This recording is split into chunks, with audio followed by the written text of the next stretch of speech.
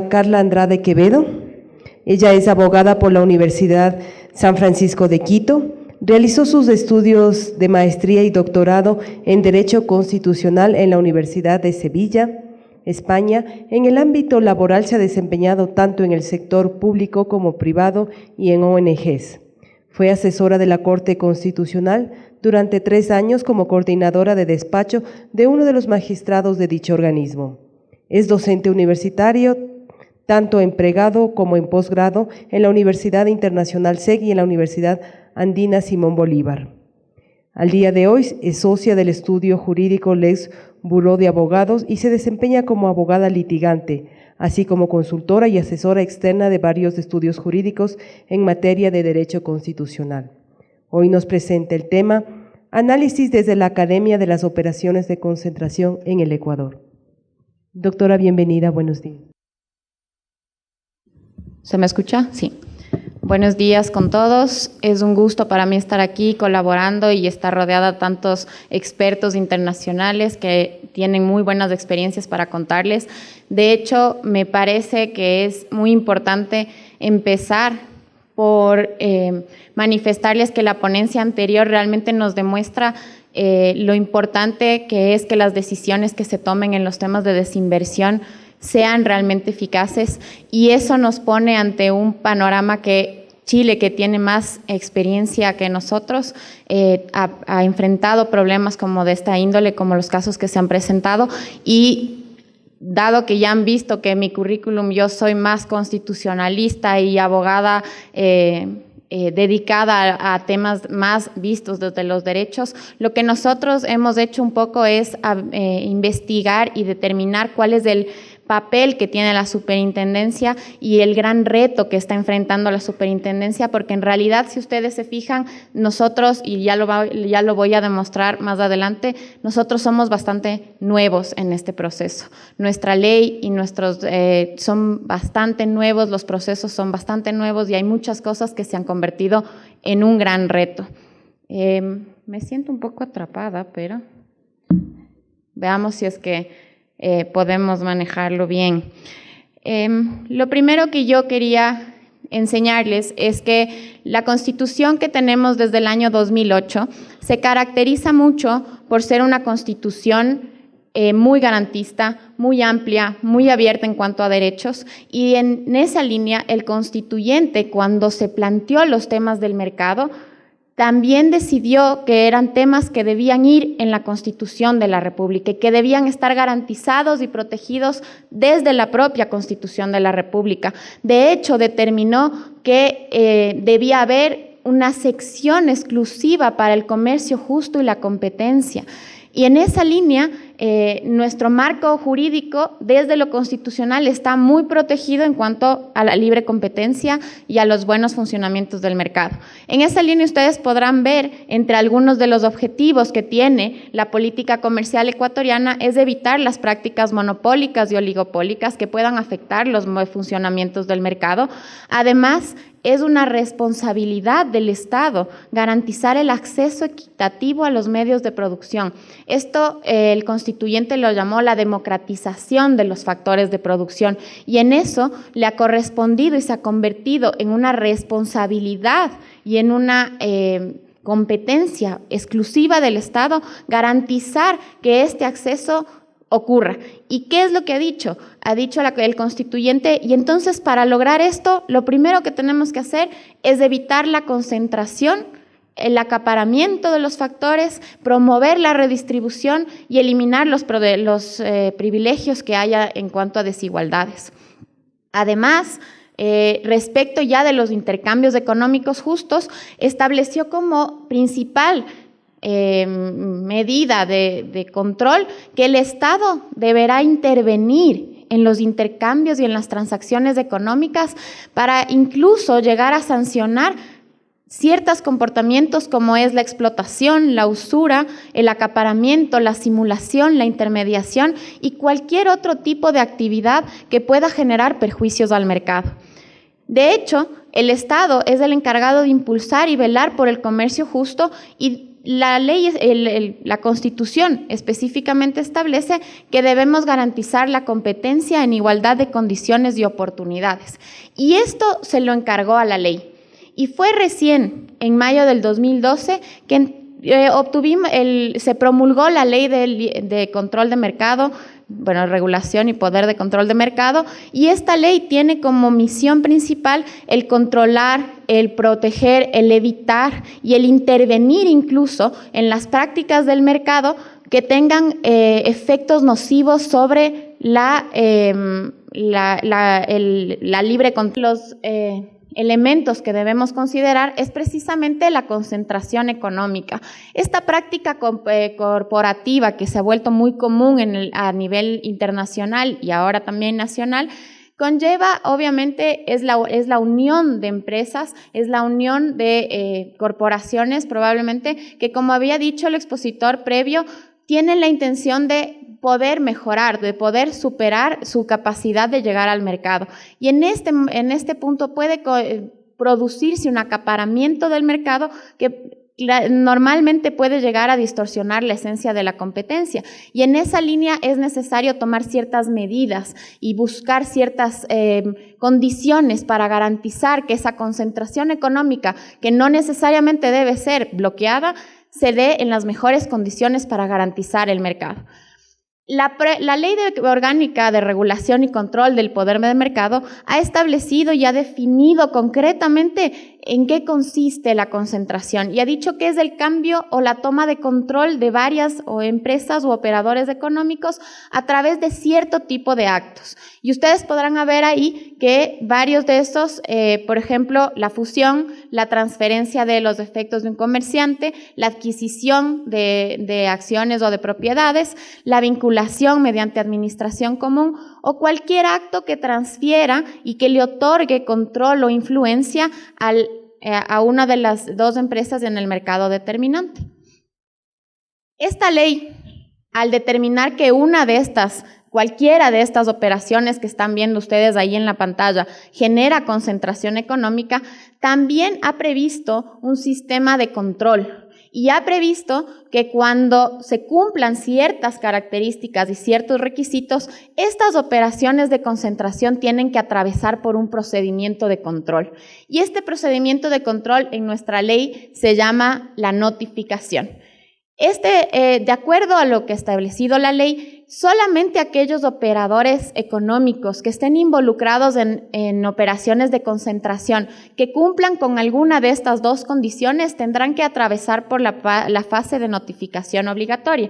La primera es que el volumen de negocios total del conjunto de los participantes supere en el año anterior, en el ejercicio contable anterior, el monto establecido por la Junta de Regulación. Yo les he puesto los montos recientes de cuánto más o menos es en base a las remuneraciones unificadas. Y ahí está entre las principales entes de mercado.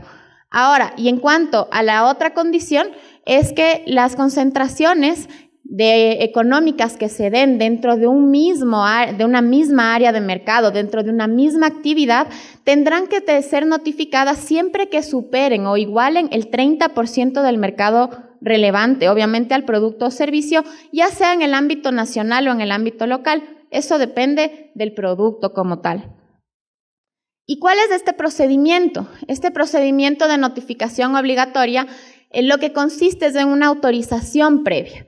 El absorbente, la entidad que absorbe, es la encargada de notificar por escrito a la Superintendencia de Control de Poder de Mercado para que ésta emita una resolución y determine si esto es posible hacerlo o no. Esta notificación se la debe hacer 8 días máximo 8 días después de la conclusión del acuerdo. Hay que decir que el no cumplir con este proceso de notificación puede generar sanciones para las empresas intervinientes. Pero lo importante aquí es que la Superintendencia de Control de Mercado, en un plazo de 60 días, va a emitir una resolución. Y en esta resolución tiene 3 posibilidades. Va a autorizar la la fusión, por ejemplo, va a subordinarla a ciertas condiciones, es decir, va a poner ciertos requisitos que las empresas tendrán que cumplir, so pena de que no pueda ser aprobada, o la puede denegar directamente. Para hacer esto, el ente de control necesita buscar y obtener toda la información. Por ejemplo, tiene que saber cuál es el mercado relevante, puede acudir a otras instituciones del Estado para que le otorguen información. Hay una cuestión coordinada de trabajo entre las instituciones del Estado para poder conseguir la información necesaria para emitir esta resolución. Resolución que, como ya hemos visto, va a ser muy importante porque va a marcar la posibilidad de que las empresas se fusionen, por ejemplo. ¿Cuáles son los criterios que esta superintendencia va a tener que utilizar para determinar si es que cabe o no la aprobación de la fusión o de la operación de concentración? En este caso, va a tomar factores como los que yo les he puesto aquí, que están determinados en la propia ley y que establece que deberá determinar la situación de la competencia en el mercado, va a tener que determinar cuál es el grado de poder que cada una de las empresas tiene en el mercado, van a tener que desarrollar y verificar qué necesidad tiene ese mercado respecto de la incorporación o entrada de nuevos competidores, y también va a tener que considerar si esto va a mejorar la producción, si va a causar un avance tecnológico, si va a mejorar las estructuras. Hay toda una serie de condicionamientos que ustedes pueden ver ahí, que son las bases de lo que va a utilizar la superintendencia para poder determinar si es que esto es posible hacerlo o no. Ahora, existen dos excepciones. Aparte de que obviamente si es que uno no está entre las condiciones que yo les había planteado en una diapositiva previa, no estarán obligados a hacerlo. Obviamente la superintendencia tiene la facultad de que si estima necesario se los pedirá, pero existen dos excepciones, aquellas que se den sin derecho a voto y aquellas que se den respecto de empresas que ya están liquidadas o que no han registrado actividades en el país en los últimos 3 años. ¿Por qué estas excepciones? La respuesta es fácil, porque en realidad no generan riesgo para el mercado. Entonces, en este caso están exentas aun cuando estén dentro de las condiciones que habíamos conversado antes.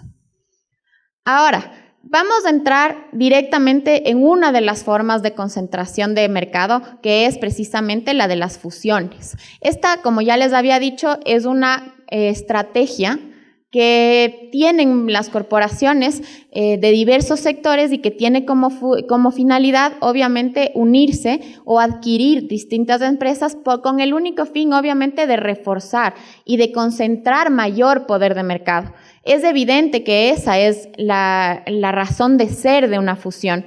Y en el Ecuador, las fusiones en realidad están reguladas en inicio por la ley de compañías. Y la ley de compañías nos da la definición, y ustedes la pueden ver ahí, que es que 2 o más compañías se unen para formar una nueva que le suceden sus derechos.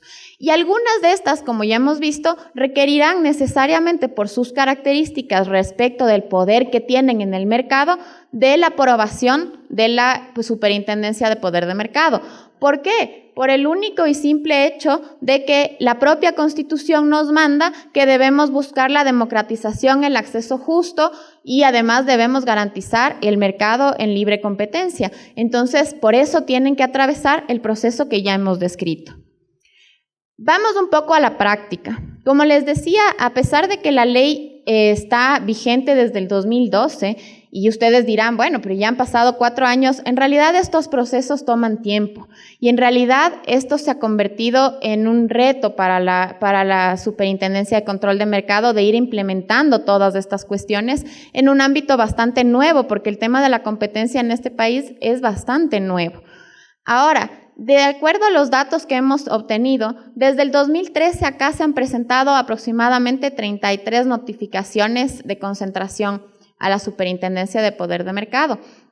Me hubiese gustado poder ponerles todas, es bastante interesante, pero por el tema de espacio les he puesto las del 2015, esas son las que se presentaron en el 2015. Según un estudio que hizo un autor, un abogado, un colega muy respetable de este país, que es el doctor Diego Pérez Ordóñez, Ellos determinaron, a partir de un estudio realizado por las fusiones notificadas en la superintendencia, que en este periodo hasta el 2016 prácticamente, solamente estadísticamente, una de las fusiones notificadas fue negada por cuestiones formales, que luego en apelación en realidad ya fue aceptada y pasó. Una fue efectivamente negada por razones de anticompetitividad y 2 fueron condicionadas. Un poco para empezar a tratar este tema de las condiciones, creo que podemos utilizar un ejemplo que, aunque no está aquí, es un ejemplo que un poco está de moda, un poco nos interesa a todos y un poco nos resulta bastante, actual, digámoslo así, que es la fusión entre las empresas cerveceras, poniendo en nombres comerciales Cervecería Nacional con Ambev. Esta fusión ha estado en marcha durante este último año con la Superintendencia de Control de Poder de Mercado, y la Superintendencia en realidad lo que hizo es condicionar la fusión, y la condicionó a 11 condiciones básicas, entre las cuales incluyó varias medidas que se considerarían de desinversión para tratar de garantizar el mercado. ¿Y por qué tomó estas 11 condiciones? Y luego vamos a ir un poco explicando más, pero el tema es que cuando hablamos de la Cervecería Nacional y de Ambev, en realidad estas empresas el mercado cervecero ya de por sí es bastante reducido, y estas empresas son las 2 más grandes que el mercado posee. De hecho, Cervecería Nacional posee el 96.2% del mercado, para ser exactos, y Ambev el 3%. Y imagínense la diferencia, si es que el 3% es el segundo competidor y solamente lleva el 3.56% del mercado. El resto del mercado en realidad está compuesto por empresas pequeñas, por ejemplo, de cervezas artesanales. Y entonces, al darse y al proponerse la fusión entre las 2 más grandes competidoras del sector cervecero en el Ecuador, lo que sucede es que la Superintendencia de Control de Mercado toma la decisión de plantearle 11 medidas, entre las cuales se incluye la venta de ciertas marcas.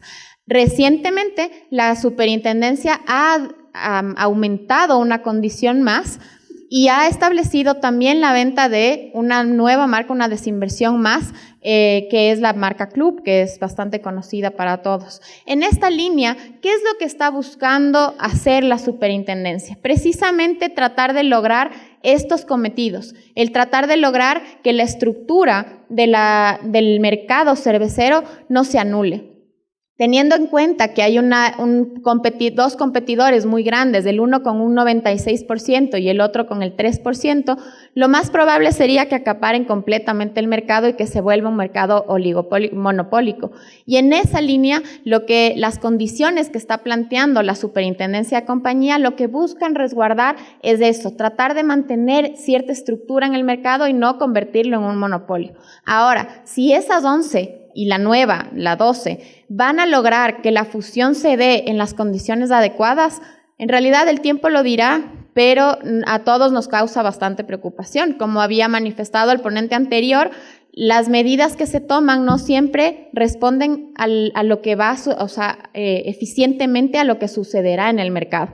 Y mucho tememos que, por ejemplo, las ventas de marcas más pequeñas que se estableció en una de las primeras 11 condiciones, en realidad no van a generar ningún cambio, y que probablemente quien asuma esas marcas no va a poder competir en el mercado. Y entonces es muy importante que las decisiones que se tomen y las condiciones en las que termine la fusión del mercado cervecero sean con mucho cuidado, buscando una solución no solamente a corto plazo, sino a mediano y a largo plazo. De lo contrario, la estructura del sector se verá afectada y entraremos en un problema de incluso monopolio.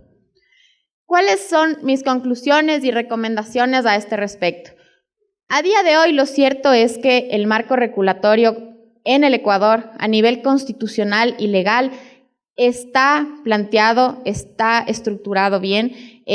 defiende mucho el comercio, defiende mucho el buen funcionamiento de los mercados. En esa línea le ha dado la responsabilidad a la Superintendencia de Control de Mercado para que sea ella el ente encargado de evitar estas prácticas de concentración que puedan afectar o perjudicar a los mercados. Y entonces lo que nosotros podemos concluir es que el papel de estos entes reguladores y en general de los autores de política económica es clave, porque no solamente se trata de una o dos fusiones empresariales o de fortalecimiento de una estructura, sino que en realidad estos procesos requieren de un análisis técnico profundo, a corto, mediano y largo plazo, que puedan identificar y que puedan llegar al fondo del asunto, que tengan la fuerza suficiente para garantizar que no haya riesgos en el mercado y en el consumidor, obviamente.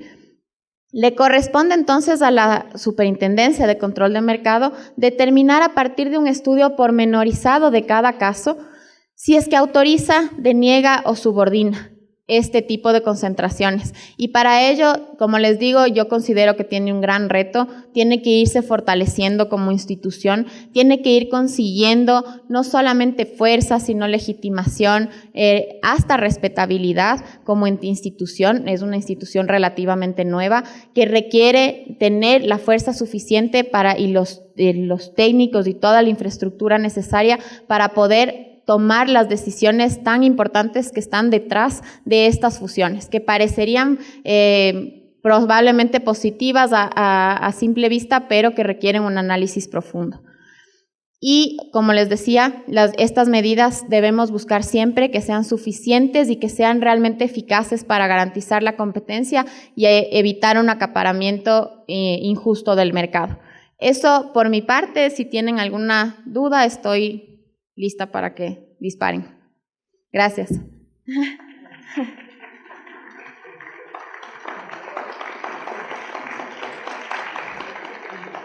Estuvo